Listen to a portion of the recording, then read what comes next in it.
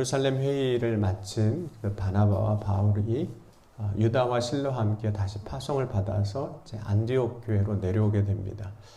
안디옥으로 돌아왔던 바나바와 바울 그리고 실라와 유다는 성도들을 모아놓고 예루살렘 교회에서 보내준 편지, 곧 이방인들에게 혹은 헬라인들에게 이제 할례를 요구하지 않아도 된다는 그 내용을 전달하게 됩니다. 그리고 그 편지를 읽을 때 그 편지를 들었던 많은 안디옥 교회 성도들이 위로를 받습니다. 그 이유는 그 구원을 받기 위해서 할례를 받지 않아도 된다는 결정 때문이었는데, 대부분 안디옥 교회 성도들이 헬라파 유대인이거나 혹은 이방인들이었기 때문에 그 문제가 자신들의 이제 문제였던 거죠. 예루살렘 교회에서 보내준 편지가 1차적으로는 교회 안에 있었던 문제, 이 다툼의 문제를 해결하는 것이기도 했지만 자기 당사자들에 대한, 나에 대한 문제를 해결해 주었기 때문에 그 편지가 이제 위로를 주게 됩니다. 사랑은 있는 모습 그대로를 받아주는 것이 사랑입니다. 헬라인 혹은 이방인들이 안디옥 교회에서 이 편지를 통해서 사랑을 경험하는 이유는 할례를 요구하지 않는, 그래서 헬라인을, 이방인을 그대로 받아주는 그 모습이 이제 사랑으로 경험되는 거죠. 다만 이제 예수 그리스도를 믿음으로 그들이 더 이상 더러운 우상과 음행과 목매어 죽은 것과 피를 멀리하는 것에 대해서는 교회가 계속 이제 권면을 합니다. 사랑으로 받아주지만 그들이 믿음 안에서 세워질 수 있도록 이제 권면하는 일들을 이제 계속하게 되는 거죠. 이제 바울과 바나바 그리고 함께 파송됐던 유다와 실라도 이제 계속해서 성도들을 믿음으로 말씀으로 이제 세우고 다시 이제 돌아갑니다. 그리고 이제 바나바와 바울이 안디옥 교회에서 머물고 있다가 이제 새로운 일을 이제 계획하게 되는데, 오늘 말씀 보면 이제 바울이 바나바에게 한 가지를 제안을 합니다. 그것은 이제 1차 선교 여행 때 다녀왔던 그 지역들을 다시 한번 갔으면 좋겠다는 거예요. 왜냐하면 각 성을 다니면서 복음을 전했는데 그들이 이후에 어떻게 믿음으로 세워졌는지 다시 한번 이제 보고 싶은 마음이 있었던 거죠. 복음의 씨를 뿌린 후에 어떤 믿음의 열매들이 그들에게 맺어졌는지, 또 성도들이 신앙생활 하는데 어려움이 없는지 이제 돌아보고 싶은 마음이 있었던 겁니다. 실제로 바울이 복음을 전하면서 각 성에서 예수를 믿는 사람들을 박해하고 핍박했던 유대인들이 여전히 있었기 때문에 특별히 더 성도들을 이제 돌보고 싶은 이제 마음이 들었던 겁니다. 바울이 바나바에게 이러한 의견을 제안을 했고, 이제 바나바도 그것에 대해서는 동의를 하는데 한 가지 문제가 생깁니다. 바나바가 그 구브로에서 중간에 도중에 돌아왔던 그 마가라는 요한, 자신의 이제 조카가 되겠죠. 그도 같이 데리고 가자라는 이야기를 하게 돼요. 아마도 이제 자기의 생질이었기 때문에 이제 바나바로서는 더 그 생질에 대한, 마가라는 요한에 대한 마음이 있었을 겁니다. 같이 가서 또 사역을 했으면 좋겠다라고 이야기를 합니다. 그래서 15장 37절에 보면 바나바는 마가라 하는 요한도 데리고 가자고 하나, 이 하나가 중요한 거거든요. 바울은 안 된다고 이야기를 하는 겁니다. 38절에 보면 바울은 밤빌리아에서 자기를 떠나 함께 일하러 가지 아니한 자를 데리고 가는 것이 옳지 않다 하여 두 사람이 이제 다투게 됩니다. 여기서 이제 두 사람의 주장을 우리가 보게 되는데, 첫 번째 바나바의 주장은 뭐냐면 사랑이에요. 비록 그가 중간에 돌아가긴 했지만 다시 그를 받아주자, 용납하자, 사랑에 대한 주제를 가지고 이야기를 하는 겁니다. 근데 바울의 주장은 뭐냐면 바울이 이렇게 얘기를 하죠. 중도에 떠난 사람을 데리고 가는 것이 옳지 않다라고 이야기를 합니다. 바나바는 사랑에 대해서 이야기하고 바울은 옳고 그름에 대해서 이야기를 하고 있습니다. 그것을 다시 정의하면 사랑과 정의의 충돌이에요. 혹은 사랑과 공의의 충돌입니다. 다른 말로 또 표현하면 은혜와 심판이라고도 이야기할 수 있습니다. 근데 이것이 실상 우리가 신앙생활 하면서도 많이 충돌되는 부분이에요. 사랑으로 할 건지 정의로 할 건지. 여러분, 탕자가 아버지 재산을 가지고 가서 허랑방탕에게 다 탕진하고 돌아왔을 때 아버지와 탕자의 형 맏아들이 대화하는 장면이 나옵니다. 근데 그 두 사람의 대화를 보면 사랑과 정의에 대한 충돌이거든요. 그 아들이 이런 이야기를 합니다. 맏아들이 자기 동생이 돌아온 걸 보고 누가복음 15장 30절 보면 아버지의 살림을 창녀들과 함께 삼켜버린 이 아들이 돌아오매 이를 위하여 살찐 송아지를 잡으셨나이다. 그러면 정의로 판단해 보면 이 아들을 돌아온 아들이 이렇게 받아주면 안 됩니다. 혼이라도 내야죠.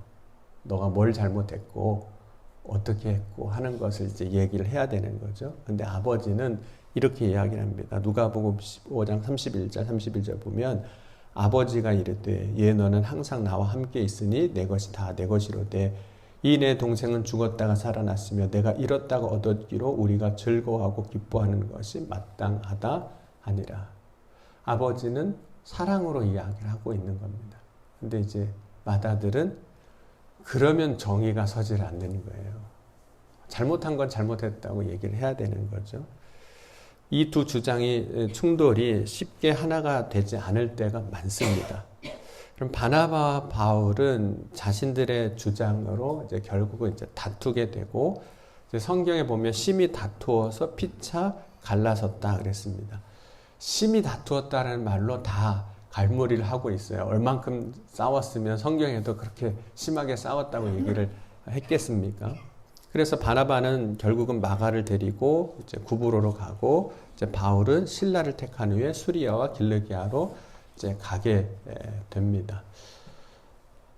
사실 바울에게 있어서 바나바는 그가 믿음 안에서 설 수 있도록 도와준 사람입니다. 처음 예수를 만났을 때, 예수를 믿었을 때 사도들이 바울을 믿어주질 않았거든요. 그때 사도들에게 데리고 갔던 사람이 바나바입니다. 그리고 도저히 사람들이 뭐 바울을 믿어주지 않으니까 결국은 고향으로 내려갔다가 약 10년에서 많게는 14년 정도라고도 이야기하는데 다수에서 지내고 있던 그 사울을 데리고 와서 다시 사역할 수 있도록 세워준 사람이 바나바입니다. 이게 사도행전 11장에 이제 나오는 말씀이거든요. 그러니까 바울에게 있어서 바나바는 그가 사역할 수 있도록 길을 열어준 사람일 뿐만 아니라 그가 믿음 안에서 세워질 수 있도록 도와주었던 사람이에요. 나 될 수 있도록 도와주었던 사람이 바나바입니다. 그럼에도 불구하고 바울과 바나바가 심히 다투어서 이제 갈라서는 일이 오늘의 이제 말씀입니다. 왜 다투게 되었을까? 아무도 자기의 주장을 내려놓지 않았기 때문인 거죠. 사랑이라는 주제, 정의라는 주제. 오늘 우리 삶에도 교회 안에서 여전히 논쟁이 될 때가 많습니다. 사랑으로 해야 되는가? 정의로 해야 하는가? 사랑인가? 정의인가? 이 문제에 있어서 항상 무엇이 옳다라고 말하기가 어려울 때가 많습니다. 왜냐하면 사랑을 버릴 수가 없습니다. 그렇다고 정의도 버릴 수가 없어요. 분명한 것은 사랑을 선택하면 정의를 버려야만 하고 정의를 선택하면 사랑을 버려야 한다고 생각하는 그것이 사실 문제이거든요.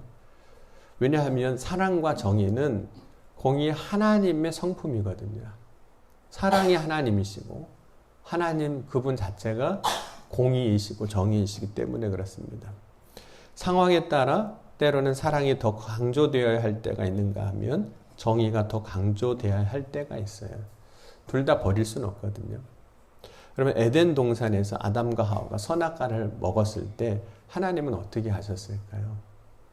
죄를 진 거거든요. 아담과 하와가 불순종을 한 건데 그때 정의의 하나님은 공의의 하나님은 이들을 이제 심판하십니다. 그래서 말씀대로 죽을 수밖에 없는 존재가 되고 죄로 인해서 아담도 하와도 고통을 얻게 돼요. 그리고 실락원 합니다. 에덴 동산에서 쫓겨나요. 그것이 이제 정의의 하나님, 공의의 하나님의 모습입니다. 그래서 창세기 3장 17절 그래서 19절 보면 아담에게 이르시되 내가 내 아내의 말을 듣고 내가 내게 먹지 말라 한 나무 열매를 먹었은즉 땅은 너로 말미암아 저주를 받고 너는 평생에 수고하여야 그 소산을 먹으리라.